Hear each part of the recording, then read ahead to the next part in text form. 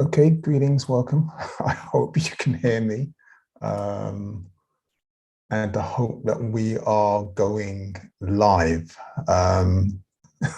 Apologies, we've been having some technical issues, just trying to get everything as usual. Didn't really want to do it through Zoom, to be honest with you, this week, but nightmare at the last minute. So it seems to work. I hope you're there. I'm just trying to think of a way to test it.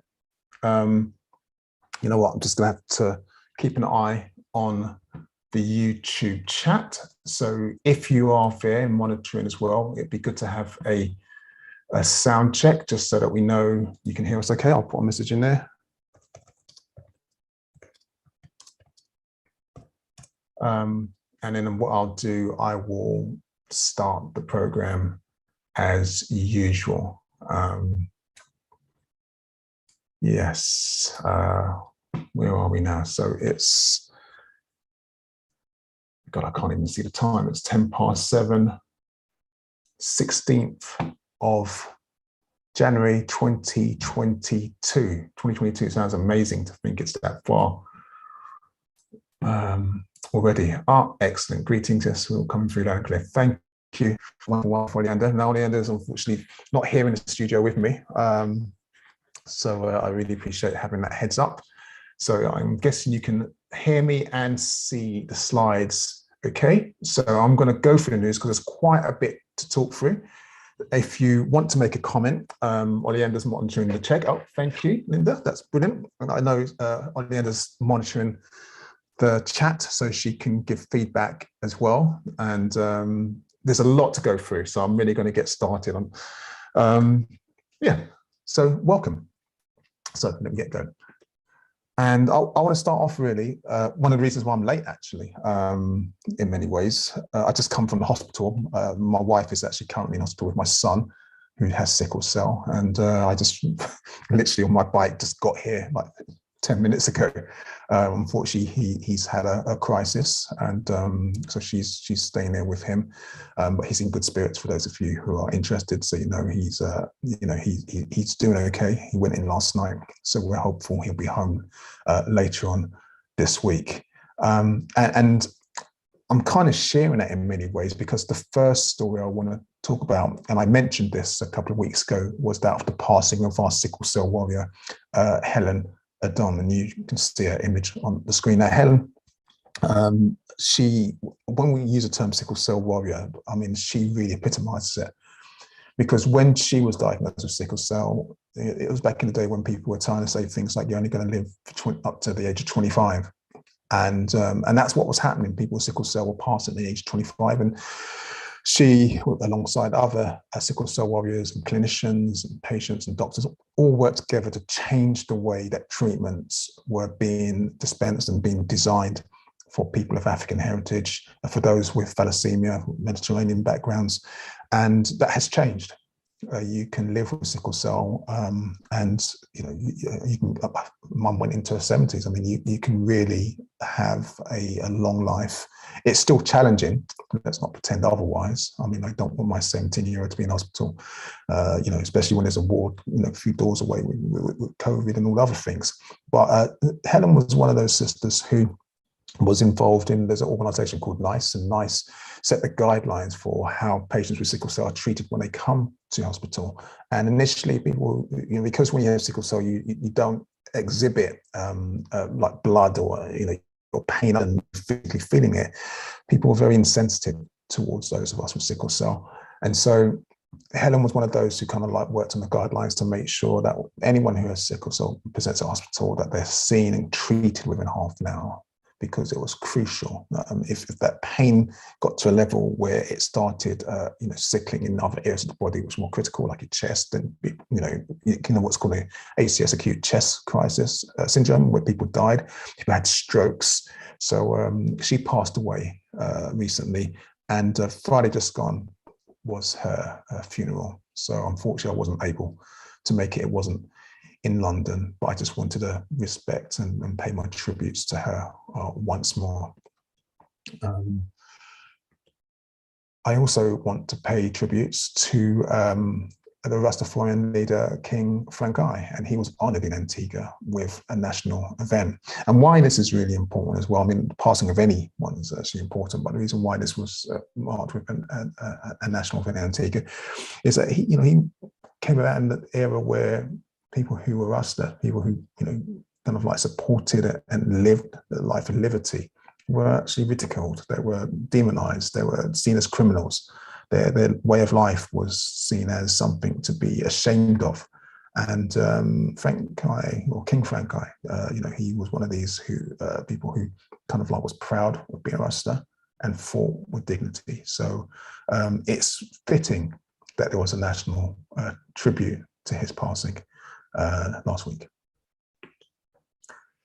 And the other passing that took place this week was that of, now some of you may not be familiar with it, don't know why the words aren't coming up, but he was the legendary artist and community activist, Baba James Entomay. Now, many people know James Entomay just as an artist, as a musician. He did the song Juicy Fruit, You, Me and He, Prime Time, that album. That's where people know him from the more later stuff, and probably unaware of the hits he wrote for Roberta Flack and Stephanie Mills and Donny Hathaway and so many more, working with Miles Davis. But as a musician, he was an exemplar. His works were sampled by hip-hop artists, R&B artists continuously. But the reason why he was a role model to me, and he was when I was a young man growing up and I was a musician, my background is one being a musician, James Entomay was also, I don't know if I'd say a Pan-Africanist, but well, I think he was. I mean, I don't even know why I should hesitate on that. He was a Pan-Africanist. He didn't use those words. I think he would call himself a nationalist at the time.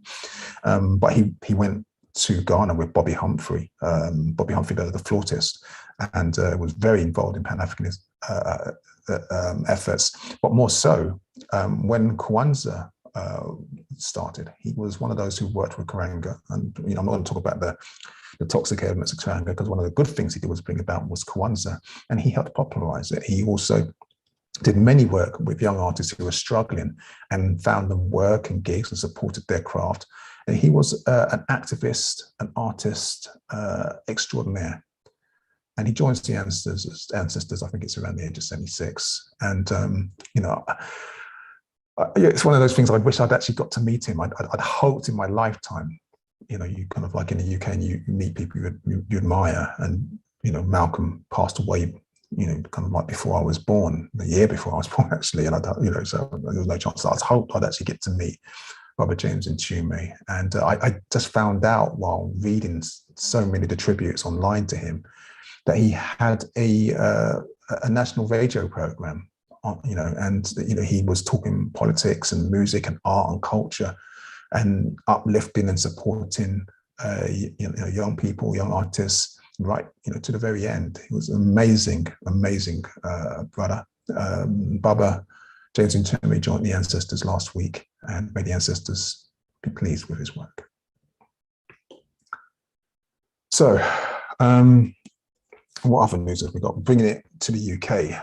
This is a Pan-Africanist program, so we do talk about issues that affect African people wherever they are on the planet, but we are based in the UK, so most of the news stories are over 90% focus on what happens within the UK. And one of the most horrific stories that many of us heard about just before the new year was the closure, or the imminent closure of New Beacon Bookshop. And the New Beacon Bookshop, for those of you who don't know, has been open for over 50 years. It was the first African bookshop in the UK.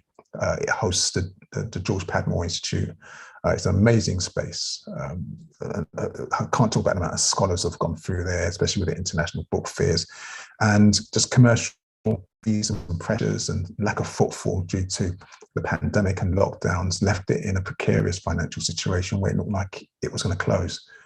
Now, the good thing is that there was a fundraiser, and I think it was £84,000 was raised in I think it was just under a week, actually. I don't even think it was over a week to save it. So there has been a stay of execution. The bookshop is actually now still in space, and those who are in charge are working on plans they're working on efforts to make sure that it can survive into the future. So it diversifies its services. So it's not just looking at the sales of books, but also workshops, writing classes, kind of like having artists in residence, having all different kind of facilities to service the community. And this is really, really important, because as we come out of these incessant lockdowns due to the pandemic, the high street has transformed dramatically. And the previous way we used to look at the high street as a space to go shopping and retail shopping for independence works, like independent bookshops and businesses. That's I won't say it's dying, but that's transforming massively. Even the large major stores can't survive with all their cash. They're going under and going bust. So New Beacon Bookstore, thank you. It's amazing that you're there. Thank you everyone who donated and contributed to keeping it there. But yes, we'll keep an eye on this and see whatever we can do to support to keep it going into the future. We cannot lose the last African bookstore in the whole of the UK. I mean, when we lost Centerprise, that was bad enough. This is literally the last African bookstore, dedicated bookstore, which was born from an era of amazing activism and cultural organisation. So just to give you some background of where we are, kind of like as a community health-wise and what's happening in the UK, I spoke about the high street, the retail sector being decimated. Well, one of the other parodies that's happened is following the 2021 uprisings. I'm talking about the Black Lives Matter protests and various events that took place, some scripted, some not. There's a study by Thomson Reuters who's actually found out there's actually now an increase, 108% increase of people from minority ethnic communities who are now directors of what they call the FTSE 350. And so that in tangible terms means that out of the 123 directors that exist in these companies, 45 of them are of African, Asian, or other minority background. So that's just under 50%. It's still not great. And that means in some cases, you can have 2 or 3 directors in one company and they'll be included in that 45. So it doesn't mean that we are still having that presence in these really influential financial institutions. But there is an increase. We've got to give thanks for that. There was a lot of platitudes and statements made during the Black Lives Matter protests in 2011 after the murder of George Floyd. And this is one of the things that we've seen, these new appointments, new progression. And, in many ways, that's a good thing. If you've got the right people in the right places, then there's potential for positive change. But, we have to keep our eye on the ball. And I say that for many reasons, because there's a study by a group called People Like Us and Census Wise, and they've actually revealed that, those of us from African and Asian backgrounds are paid 16% less than those of European heritage. And that means if you kind of equate it and calculate it over our lifetime, that's a loss of £250,000. So, I'll say that again, over our lifetime, we're paid £250,000 less than our European counterparts. So even though we're seeing that increase in directors, people come up onto the board. And remember, some of those organizations may be owned by Africans and Asians. So it's not really the same diversification, even though I'd rather that they were owned by us, which is a positive step. This is what's taking place, and this is the real life impact. So it's not time to start jumping up and cheering. The downside, and the thing that we had to understand, is that we have no friends when it comes to making this change. There was an article in The Voice this week, and Kemi Badenoch, who's the government minister for equalities, now she has suggested that African people, and I say African people specifically, those of us with no savings, should actually just go out and find work. And it's a ludicrous statement. And this is coming on the back of a report by her department, well, not her department, but another government department, the Work of Pensions, who have revealed that not only that 4 in 5 people from minority ethnic communities have less than, £1,500 in the bank, but a quarter of us have no savings whatsoever, just nothing. So this was her response, that those of us with no savings, those of us less than £1,500 in the bank, should actually go out and get a job. That's not the word she used. She couched it, in all fairness, in speaky, spokey, political language, but it's all politics. But that's what she's arguing, and it's really important that we recognise that the Minister for Equality is actually an African woman who's saying this, because often we make the mistake of thinking that because someone looks like us in a position of power, that they are us, they are for us. But this is what we call the illusion of inclusion. It's no good having someone in a position of influence who if they're going to be working against equitable outcomes, if they're going to be working to harm our communities. And just for those of you who are kind of like toying, you're being biased and blah, blah, blah, blah, blah. Let me just make the point clear that this data from the Department of Work and Pensions also recognizes, or it should be recognized in tandem with that many of those people without savings, the ones that she said should work, are actually in work. Many of them are working more than one jobs. It's just that they don't make enough money to save. So this is the context for the statement that she's made. Now, this idea that we are not working, this ridiculous notion that somehow we're being placed into these directorships, on not on merit, not because we're good, but because it's political correctness gone mad. Well, there's no better example of that stupidity than the recent campaign by racists who were so incensed by our sister Anne-Marie Imafidon being given the slot to cover for Rachel Riley in the TV program Countdown. I don't know if you've seen Countdown. It's one of these programs where you have to try and work out what word is. It's a quiz game, but it's quite an intellectual quiz game in many ways, and it's on the fly. You can't bluff it. You have to try and work out what the word is from the vowels and the consonants are given. You have to try and find a particular number from numbers that are picked up random, and you have to work out the answer in front of everyone on national TV. It's not a lightweight program. It's quite a fun program. And so there was these complaints on the media saying that it was a diversity initiative. She was a tick box exercise, and they were going to boycott the show, and everyone should boycott the show. Now, until the Rachel Riley, clearly, as you probably imagined, is a European woman until she comes back, and she's just gone on maternity leave. Now, I put this online, and I put a quote underneath it so you understand that Anne-Marie, our sister there, who she wasn't just picked out of nowhere. Her entire family, the Imafidons, they are an amazing story of success when it comes to academic ability. She was the youngest ever graduate with a master's degree from Oxford at the age of 19. I got my PhD at the age of 54. She passed her A-level computing at the age of 11. Not only does she speak 6 languages, but she's also, worked for all of the institutions that I've been talking about. When I talk about FTSE 300, I'm talking from Goldman Sachs, and she also set up this organisation called STEMET, which I heard about at university, which actually helps women and often people from minority ethnic backgrounds pursue a career in science, technology, engineering, and maths. So the idea that she is somehow underqualified to present Countdown is absolutely ridiculous.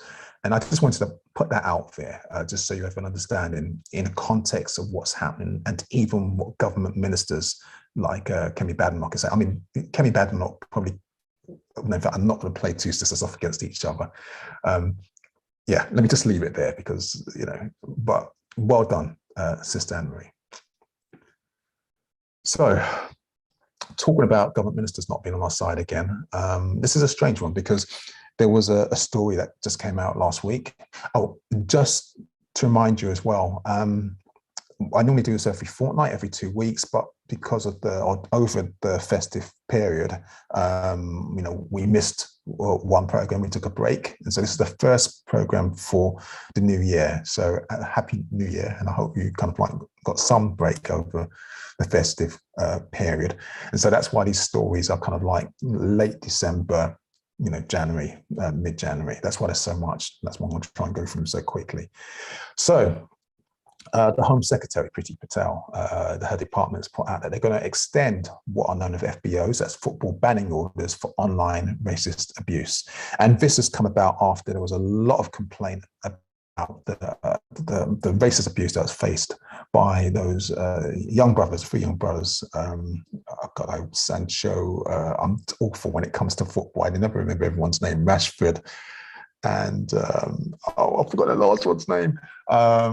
It's gone. I'm awful when it comes to football. But I don't even remember the Euro 2020, which took place in 2021, when they didn't win the final because of the penalty shootout. They moved from being national heroes in the eyes of some people to being the villains, and they were bombarded with Buyako, I think is his name. But yes, don't quote me if I've got it wrong. They were vilified on racist. The good thing is that the country actually pushed back, and the majority of the country pushed back. But the government, always quick to find a moment to kind of like pat itself on the back, has actually changed banning orders, football banning orders. And let's be clear about this: those banning orders were actually designed against hooliganism, against violent disorder. But they've extended them now to cater for online racist abuse. And, this sounds like a good news story, but we really had to check ourselves on that, because is that really what racist abuse warrants banning from a football match? I mean, I know the bans can go for as long as 10 years, and for some people that might be, kind of like the worst thing in their lives. But I think that if someone is incessantly engaging in racist abuse online or offline, banning from a football match isn't really what I would call adequate justice, not in my mind. And I don't know if you can see the other story I put on the same page just as a reminder. This is to show the hypocrisy of the government, is that, a couple of months before all of this, Priti Patel was the same minister who was actually going around on TV. I think it was GB News, the rabid Fox News right-wing channel. She was going around saying that the fans had the right to boo the England team for taking the knee. So you've got to understand the hypocrisy. One moment they're saying that they're opposed to online racist abuse at football matches, but whichever way the nation swings is every way that they try to shape their laws and to kind of like get brownie points for it. So let's be clear about what's happening here. This isn't, this isn't a win for those who are victims of online racist abuse. Banning from a football match isn't like a proportionate response to the trauma that's caused by that. But I want to share the news because it seems like progress, and it's important to know the landscape in which we live. And I want to move on or develop that story a little bit more, because that's what happens to those of us who are just trying to live our lives normally outside of the public sphere. I mean, remember, this was started because of the abuse of footballers. But this problem doesn't just end there. There was a piece, I think it was The Independent, but there's a piece in the newspaper last week, was it this week? My memory's gone, from the MP Belle Ribeiro Addy. And she explains how when she was working with Diane Abbott, often what happens with politicians, they start off a junior post, kind of like almost like an intern, kind of like doing that work. She was horrified and petrified by the amount of harassment, racism, the intimidation, and violent threats that she received during that job, and it made her actually petrified of actually coming to work. And Diane was very much, Diane Abbott MP, she was very much kind of like, look, Belle, this is what we had to put up with. If we back off, then they just get stronger, kind of like, which is, I'm saying correct on that. But it kind of explains or gives you an outline of the toxicity that a lot of African people are doing or facing at work. And we're very silent about it. We often don't kind of like make a big noise about it until it becomes a violent threat, and it's a risk to life or or well-being. But this is triggering. This is this is work. This is severe mental labor that we're having to cope with. So I mean, I just wanted to share that story as well. She did give some examples of people calling up and making horrific threats. There was one story incident she gave where somebody registered a domain name in the name of Diane Abbott, but they changed the letters a little bit, so it was like a misspelling, so they can get away with it. And then they started sending images of naked women with Diane Abbott's face superimposed just to try and discredit, all kinds of intimidation, harassment. And yeah, it made her doubt and question whether she really wanted to get involved in politics, because as we've learned over the last few decades and centuries, I was going to say days because of this nonsense with the Boris Alexander Piffle Johnson and his party's Partygate, but it goes far than that. It goes into the thousands of deaths, tens of thousands of deaths that we've experienced due to their abuse of power and ineptitude during this pandemic. So you are listening to me. I don't know what's happened here. I can't remember what this story was about. That's really bizarre. I think something's gone wrong on this particular image. Let me see if I can get it back there. Oh, yes, I do remember this story now. The image has actually just been corrupted. You listen to me, Toinik Betu, on Ligali Live, just going through news of the last 4 weeks.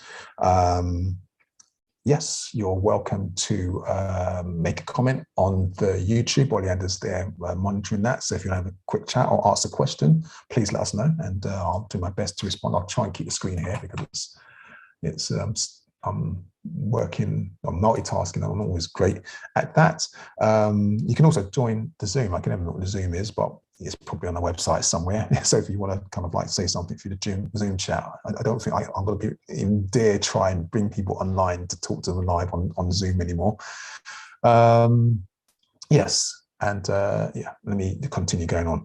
So I was just talking about the abuse that African MPs get, African footballers get, and just to give you another example that came from, this is the last week, sort of from this week, I should say. Stephen Peddy, who was a former Brexit Party candidate, was actually found guilty of sending a threatening message to MP Dawn Butler, calling for a bullet in the head. That's what he felt that she'd received. And I did put the tweet there so you could actually see it, but unfortunately it's a bit blurred.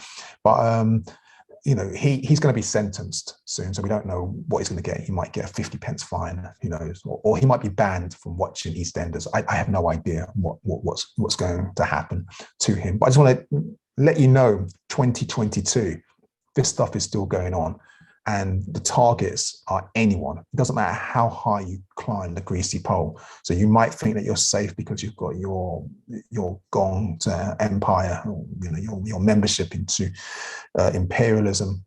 Doesn't make a slight bit of difference. People, racists, Afrophobics are going to come for you. So let me. And just before, because the last cases, these were right-wing parties that were causing these kind of problems. So in one case, it was the Tory minister. You know, in another case, it's a Brexit party, which is you know, an extension of the current government. I just want to give you a reminder that Labour have got on their shoes as well. This is Phil Normal. That's his name. He's a former Labour mayor, and you know, and he just resigned recently as a councillor after making racist and Islamic tweets. And when I say racist and Islamophobic tweets, so I'm all mouth and fumbles today. We're talking about just disparaging statements about the way that women are dressed, with just you know, just distasteful, racist, hateful comments, and I don't get it. You know, you know, this. You know what? Over the weekend, I was watching an interview, a TED talk with Baba James Entomay. Beautiful. It's around 15 minutes long. If you get time, go to YouTube and kind of check it out. And one of the things he said, which I found really fascinating, was, you know, and it reminded me of Malcolm's speech. He said that we're in a situation where we still don't seem to get it, that whether you are, whatever side of the bird you're on, because he put politics and he rendered it like a bird. So whether you're on the right wing or the left wing, it's all the same bird. And we often forget that. We often kind of think that there's a difference between them. And they may have their own ideological difference between them. But I'm telling you now, if you was an anthropologist and you went into the House of Parliament and you worked there for a year, you would see how they all mingle at the bar afterwards and how they chat and joke. So while they're on television and kind of like, paid to do their parliamentary work and they know they're going to be watched by the public, they're young and they're here and they're arguing with each other. But I'm telling you now that despite all of this nonsense, they're still mates. They're still in it all together. And so it's really important for us to understand that, that's the situation that we're dealing with. So let's keep moving. And, I think there's no better example of what I've just said than learning that Blair's government actually opposed the Stephen Lawrence inquiry when it was first mooted. And I did say opposed. Now, of course, they eventually decided to go ahead with it. And we got from the first report, we got the institutional racist statement and the quote, which started leading to some changes through the police force, even though, of course, the police force is still institutional racism, but it became a useful tool. Now, of course, for those of you who don't know, institutional racism isn't something that was invented by Macpherson. The first person to use the term was actually Kwame Ture, or some known as Stokely Carmichael, the leader of the Black Panther Party. So what happened was that it's a plagiarized quote. That's what you'd use in academic vernacular. So this was a report that just came out last week. Blair's government. Sorry, my daughter's given me make. Oh, unfortunately, I can't. Yeah, my daughter's just given me some heads up on. Yeah, unfortunately, we had a problem with the tech, and so I can't increase the size of myself. So the slide's huge, and I'm tiny. But I like to try and get a better balance. But next week on the next program, I'll try again to repair that. It's unfortunately, it's not ideal, but that's unfortunately how it will go. So Blair's government opposed Stephen Lawrence's inquiry. Blair himself actually felt that the idea of kind of doing an inquiry that looked into racism, institutional racism in the police would be over the top. That's his own words, OTT. And what his policy advisors wanted was, some kind of report and recommendations that was achievable and appropriate. They didn't want to upset the police or upset society or anything else. And this is really important. Now, the picture shows Jack Straw and Blair. And actually, Jack Straw is one of the people who actually helped change Blair's mind. It's really important to understand that. But I think that the most important thing to understand, this is something I didn't really think about until just when I was reading the background to this, because what happens, I don't even know, these things that have been, all the works that's happened in the public domain or in the public institutions like government, while they're private for a certain period of time and you can't access them, even though Freedom of Information Acts make that better, there's a period of time when they come into the public domain. So this is actually coming to public domain. So we can now all read those notes and stuff like that, even though that's why the Tory ministers are using systems like WhatsApp and Signal and all other kind of encrypted stuff with deleting messages. And so we can't see what they're saying, which is completely against the idea of an open and transparent democracy. But that's what they're doing. So what's happening is that Blair's government initially opposed the Lawrence inquiry. They wanted to achieve all appropriate goals. And the point I was going to say is that the advice that was pushing against didn't come from ministers inside the Labour Party, because that's why it eventually got done, to its credit. And this is one of the good things about Blair's government. And there were a couple of good things. It was actually the policy advisors. And we sometimes forget how powerful policy advisors are. Those people who work in Downing Street, who work in government, and who are there irrespective of whichever party's in power. They're normally pretty invisible. I mean, over the last week or so, you probably would have heard the name Sue Gray, who's going to be looking into, the breaches of law, the legal activity of government in Downing Street when they breached the lockdown guidelines and legislation. Now, in that case, it's really strange because these policy advisors are, I wouldn't say employed, but they work for the government. So they work for the ministers. So with this case, there was Sue Gray. She's been appointed by the Prime Minister. He's going to read the report before anyone else reads it. He will make a decision on what he thinks, tell her what to change, and then they'll release it to the public. She has no legal power. She can't force anyone or compel anyone to testify. She has no power whatsoever in that context. But in the longer way that politics works, these policy advisors, like I said, they exist and they stay and they're persistent between governments. And so that's where some of the real power lies. The ministers are the symbolic head. I'm not pretending for one moment that the executive, that's the cabinet, don't have ultimate, power to push through laws. That's why the country's in such a state right now, because they've been, abusing that power to line their own pockets, and they've been completely incompetent while they've been doing so. But we had to also keep an eye on those names that we never hear of, because those are the ones who are feeding the lines to Blair at the time, that, look, this is just not achievable. This is going over the top.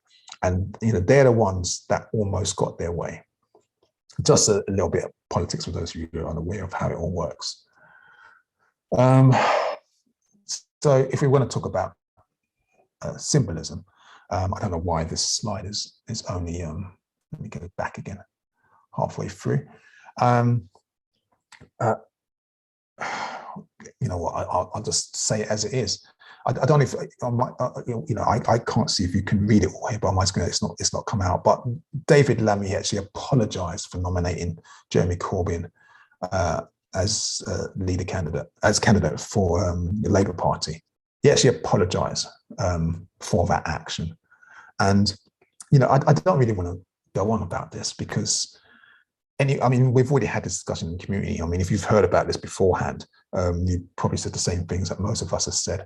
And this is just a warning to those of you who conflate the great performances that we see in Parliament when the TV cameras are rolling to the work that happens behind the scenes when no one's there and when it really matters.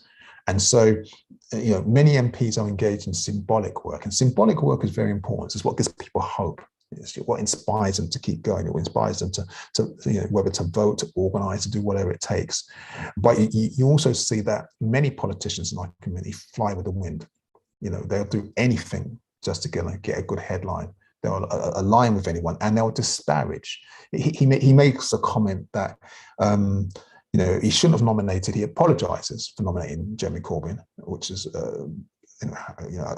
outrageous in the first place to make that. But he wants to apologise. It's up to him. But it tells you about the moral fibre of the character. He also says something about that he still can't believe that anti-Semitism is still within the party, but they've done a great job in getting rid of it.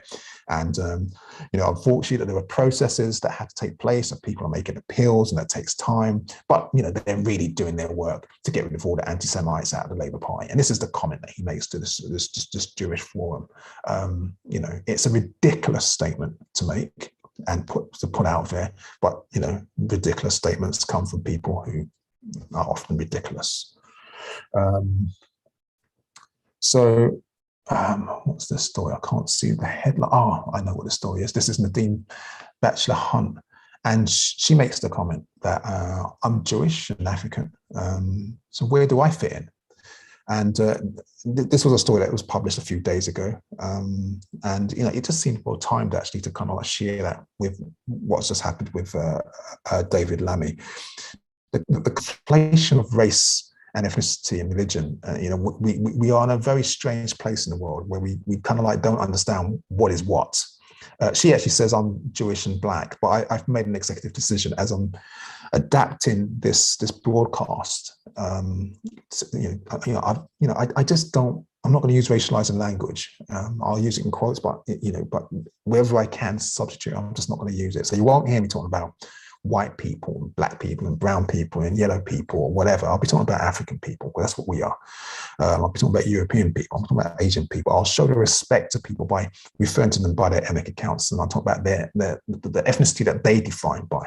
Now, of course, not all African people define as African. Many African people still define as black people, as in the case of Nadine Batchelor Hunt. She talks about her Jewish heritage, and she talks about her so-called black heritage, but clearly she's African, and she talks about her father, and she talks about the fact that she's Jewish by religion. She took choice and a background. She went to Ethiopia, and that the strain of Jewish faith that she practices is different from the ones that we see the Coptic Ethiopians do. So I just want to highlight this complexity of identity, and this kind of like this misnomer that that anti-Semitism is a kind of racism that African people don't experience, because this is one of the undercurrents that's been placed there. That if you're Jewish, or you can't, if you're, this is, I'm getting myself tongue-tied. If you are Jewish, then you can't also be Afrophobic, and if you're African, you can't experience or be anti-Semitic. This has been a conflation, because often when we hear about these kind of like topics, they're often politicized, and I'll leave it there before YouTube decides to kick me off for speaking the truth.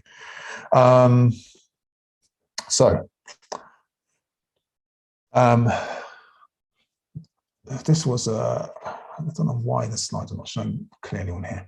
This was a story of Dalian Atkinson, and apologies if you can't see the text clearly. It's not coming up on my screen, but I do it from memory. But the West Mercia Police Chief has apologized to the family of Dalian Atkinson. Now, he was murdered by a police officer, was kicked in the head, tasered. He was mentally ill, and I just want to make a comment about the length of time it's taken for the police to apologize. Now, we often hear this excuse: we have to wait for the inquiry to go through it, blah, blah, blah, blah, blah. But there's something that sticks in my craw when it takes years and years and years for an institution to apologize when it's taken a life of someone, let alone when it's just hurt someone, but when it's taken the life of someone.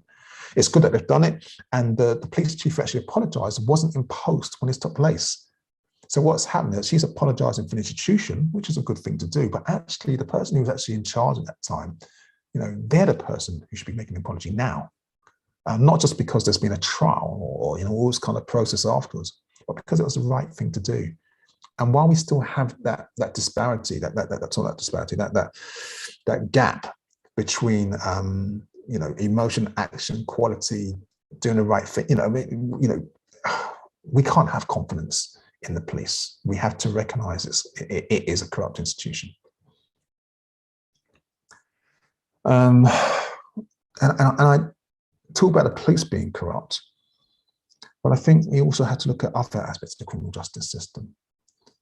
Because I just found out, and I want to thank our brother Colin for sharing this, but I didn't, that our young son, Christopher Entomay, who was murdered in a racist gang attack during 2006, well, his killer was actually just freed from jail.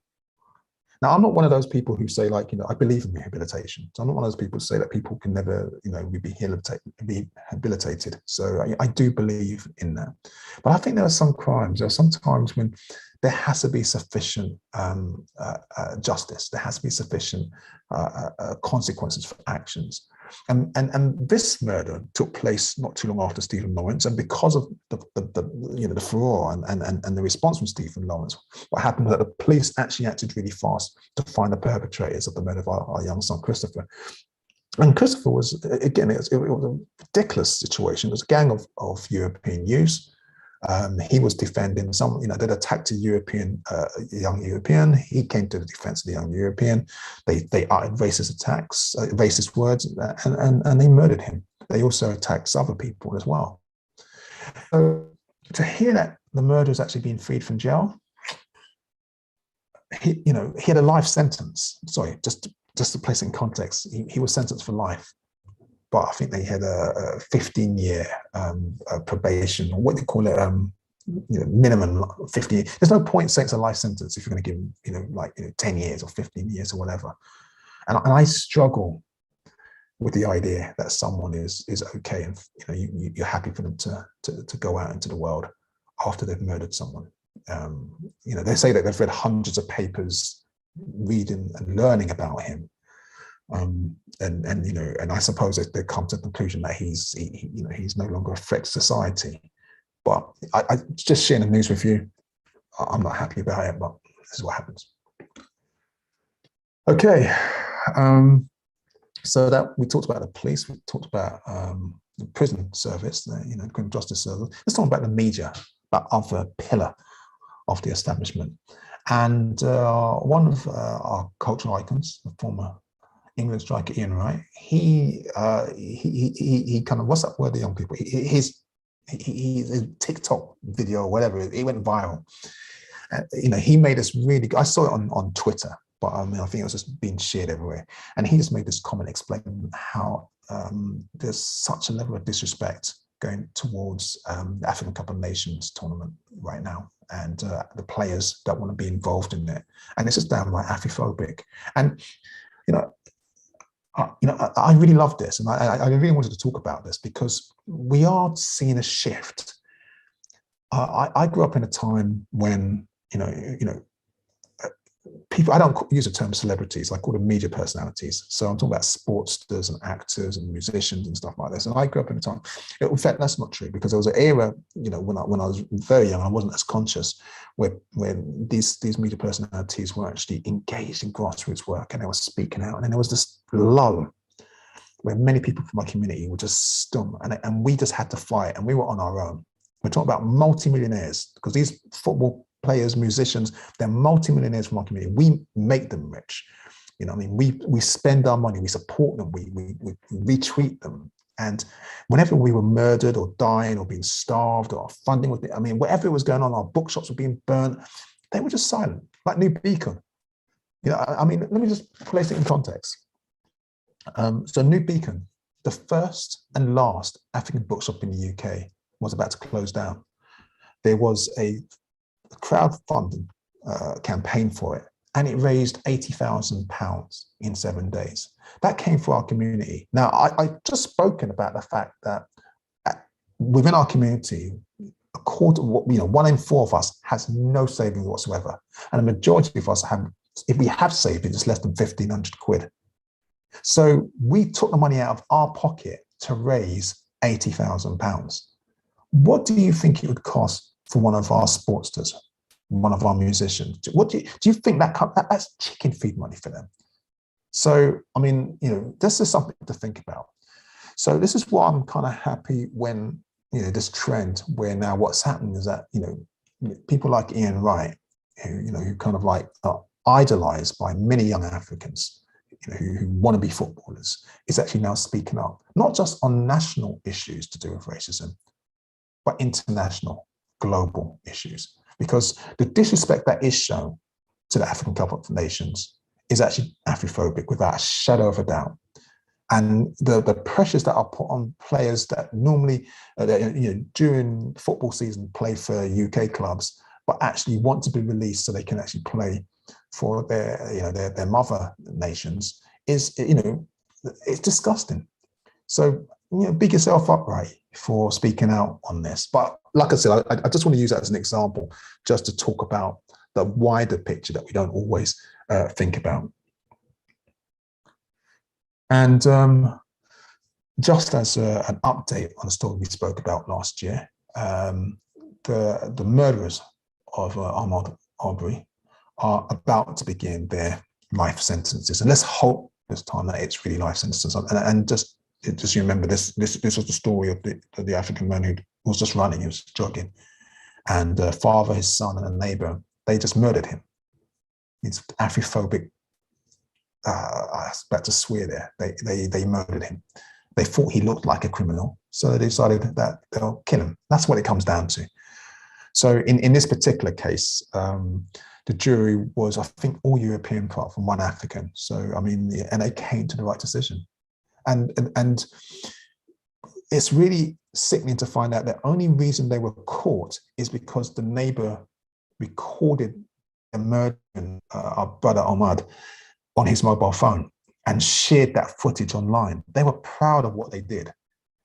So if they hadn't have recorded that footage, there wouldn't have been any form of justice. And we can't, I say justice, right? It's not even justice because nothing will bring him back. But I just thought I'd give you an update on this case. A new case, this is another story for our cousins in America. It's the story of a young boy, a 9-year-old, and he was abused and assaulted by, I say abused and assaulted, not physically, verbally, but you know how I feel about violence, even linguistic violence. She was found guilty after she told him that she would kneel on his neck and started using racist language about him. What was his crime? A 9-year-old. He got into an argument with his friend about their toys being broken. And I think he broke his friend's toy or something like that. And they came to a disagreement. And so she came out, decided to start using this kind of language and saying that, straight after George Floyd, about this whole idea about kneeling on his neck. Now, the good thing is that's been found guilty. I don't know what's going to get, community service or diversity training, who knows. But I don't think people understand what this does to you when you're 9 years old, when you're very young and you see adults, people who are elders, people who could be a teacher, your doctor, your nurse, your judge, your lawyer, your president. You start seeing these people, and they're just straight out and out, disgustingly racist and just despicable human beings. It starts to frame the way you perceive the world and you interact with them. So I thought I'd share that story because it's a current story, and it's good that it's been found guilty, but it just shouldn't have happened in the first place. So bringing things back to the UK, perhaps it's good that I didn't do the last program, because the last program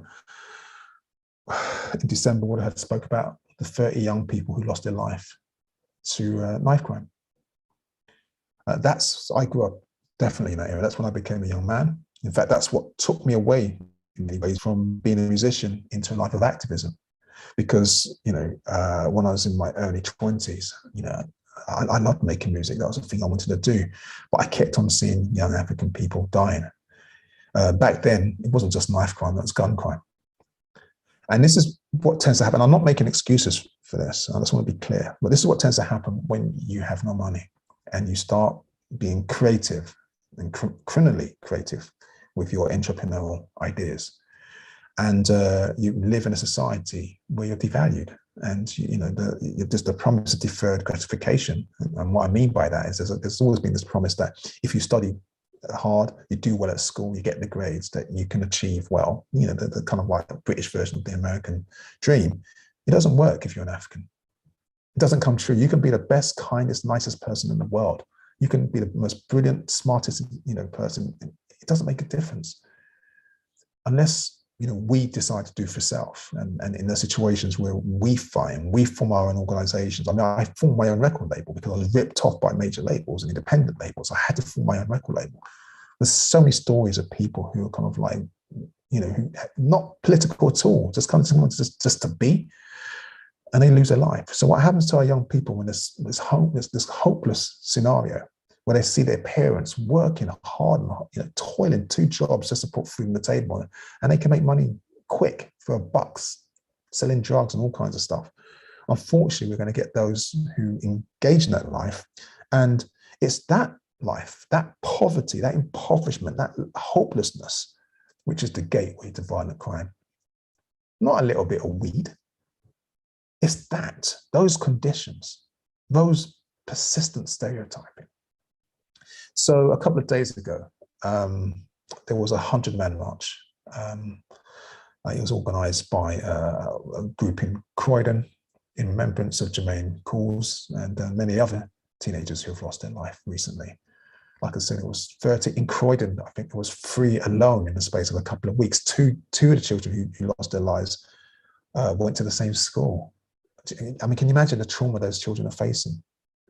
Not only are they afraid of the state, but they're also afraid of some other young children who look exactly like them, with the same background of them. So this is one of the issues that we have to deal with. This is the reality of what's happening. I wish I could say that the march is going to make a difference. It's not, but it helps us just recognize that, you know, we collectively take a stand against it, that we don't want this happening anymore, and we need to express that in some way. Then that's what we do. You know, that's all I'm saying. While we're talking about these kind of issues, the second inquest into the death of Jennifer Lewis is about to start. Now, Jennifer Lewis is she was a vulnerable patient. She suffered from schizophrenia, so she was in a mental health institution, and she starved to death. The family complained about the fact that she was losing weight, that what they were giving her a sandwich a day, or I think it was 2 sandwiches a day. It was malnutrition. You know, it was almost torturous, that she deserved better. But they didn't listen, and she lost her life. So the first inquest came to a stupid conclusion from what I've heard. I haven't been able to read the inquest notes myself. I've only read newspaper reports, so I can't give you the full details on that. But the second inquest is being pushed by the family and others who say, look, you know, we love the NHS, but when it comes to the stereotypes of African people with mental health issues, because it's a taboo, we don't like to talk about it. So some disgusting, horrible things happen behind closed doors. And we need them to stop. You know, the idea that, you know, families call out, you know, like a hospital and you know, police to help them, to help a member in distress, and then that person in distress ends up dead. That has to stop. And so an inquest is another process. It's like another inquiry, coroner's report. And let's keep an eye on this one, see what happens. So I'm going to close in a few minutes. The last few stories, hopefully lift the tone a little bit. So for those of you who've been following the story of the young activist who took away and took down or participated in the community action to remove that toxic symbol that was dehumanizing to African people, named the Colston statue. They were on trial and a jury acquitted them. And this is amazing news. And I won't call them, they've been called in the media the Colston Four, and I think that's actually a mistake. I mean, it's better to call them the Bristolian Four or something else, or yeah, but not the Colston Four. This is one of the tricks that Babylon does, the institutions do. So these are the people who removed it, and they fought for it, and they got rid of it because it was wrong and it's the right thing to do. And a jury of their peers, because they were all European, so you know, the jury of their peers actually agreed with them. And this is rare. Pretty sure if they'd been African, the outcome might not have been the same. But this is an amazing achievement. It's something they did, and this is a good outcome as far as I'm concerned. But just the nerdy thing. So the tricks the state uses and its institutions does. So you know, they got rid of the Colston statue because it was a toxifying element. It was a dehumanizing element to African people in Bristol. So naming them the Colston Four reinscribes the toxicity. It keeps Colston alive. And this is what they continuously do. It's like when the 72 families were murdered, or plus were murdered in Grenfell. You know, and so they refer to them as, you know, the Grenfell this, the Grenfell families, the Grenfell this. It keeps the name alive of Grenfell, who was a military officer in the British Army, up to, you know, involved in mischief. I can't remember the whole background of that. And it makes us invisible again. We don't have a name. We don't have an identity. It just keeps perpetuating and reinventing and reproducing those toxic symbols. When we remove those symbols, let's remove them permanently. We can't, you know, the history is always going to be there. So we don't need to worry about people forgetting about them. But we have to be careful with the language. So this, anyway, is a good story. I'm sorry about going from a tangent, but it's just one of those things I kind of want to say, I think it was yesterday. No, yesterday, 2 days ago, the 14th was the Grenfell anniversary, and the 14th. I think the silent walks are going to start again. I heard rumors that some people are doing the walks. I'm not sure they're still going on. And once they do, once things get better, I'll join them again, and you'll start seeing me there because the campaign's still going. I know this is not a Grenfell Media Watch report, but what's been happening in the news recently? What's his name? The Boris backstabber, the Brutus, Michael Gove. He's now, I don't know, Minister for Housing or whatever. They just move musical chairs, but they're now going to put money in place to stop, to make sure that the people who bought properties which has been cladded with flammable cladding, it's been decorated with flammable cladding, don't have to pay for removal anymore, and that will go to developers, which is what it should have been in the first place. But no one wants to talk about the fact that it was a government deregulation that made this race to the bottom of standards where you put profit before people possible. But at least that's a good win. And for those of you who are unaware of why this matters, is because there is legislation already in place for buildings that are over a certain height to have the cladding removed free of charge.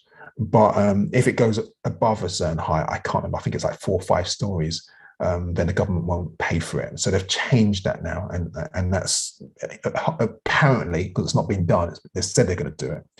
Apparently, those buildings won't the leaseholders won't incur the cost because they're being made almost bankrupt by this. Just another thing, if you live in London, there was also just a story from last week. It's not in the slides, that's why I'm sharing it now. There was a building that was about to get planning permission in Canary Wharf, and this building was like 3 times as high as Grenfell. And this is where you understand how money works and doesn't care about people. So it's 3 times as high as Grenfell, and it still has 1 fire escape. That's the plan. The building's not been made yet. It's planned to be one of the highest buildings in London again, blah, blah, blah, but 1 fire escape. And so thankfully, at the last moment after, I don't remember if it's a Guardian or BBC London, but one of the media organisations exposed this. And I think it was the Guardian. And so they've actually pulled the plans. Now they can actually redesign it. It's going to cost money, but that's what they should have done in the first place. And the reason people say, well, why does that matter, Toyin? What does it matter? There's only 1 fire escape. You're not going to go down the steps on a building that's kind of like 100 floors high anyway, are you? Well, the reality of the situation is that actually you might do. If there is a fire, if the stay put policy fails, if things like cladding means that it's actually the whole building on fire and you have to get out, because this is the argument they use. In buildings where there's a stay put policy and you've got fire sprinklers, you don't have to have 2 escape routes. Well, the problem is if you do need 2 escape routes, you're buggered. Excuse the language. You see, what happened with Grenfell, which happens with building with 1 fire escape, is that as people are trying to evacuate and come down, the fire teams are coming up to try and rescue people.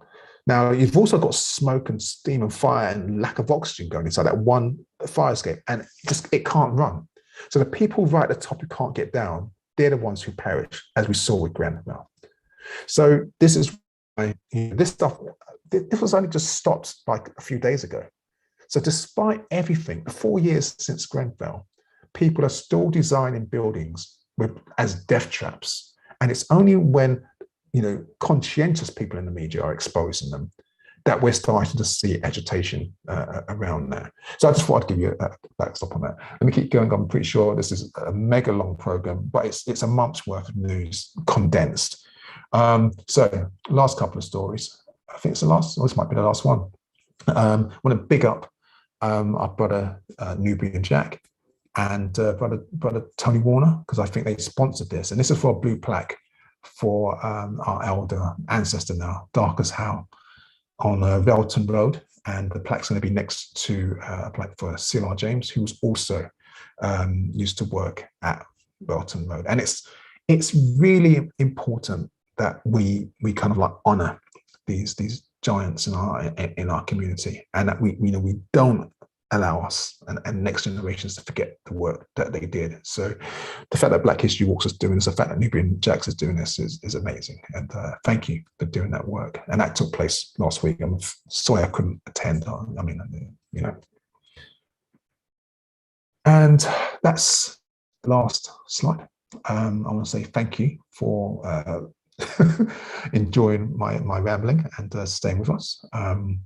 I also want to make a thank you to our brother Colin from South London, who shared much of the news here, and helped give me a heads up so I can focus my research for the program. I'm sorry that we're still on Zoom.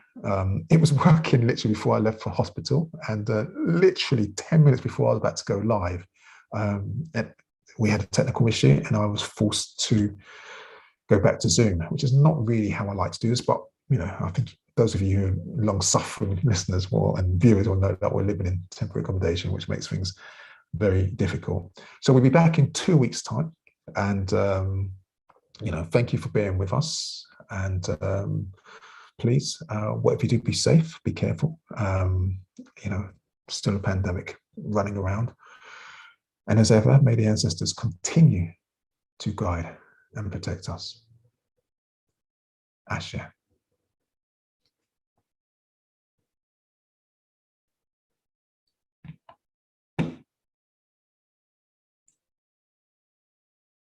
Now I'm going to have to do that awkward thing where I try and figure out how to close Zoom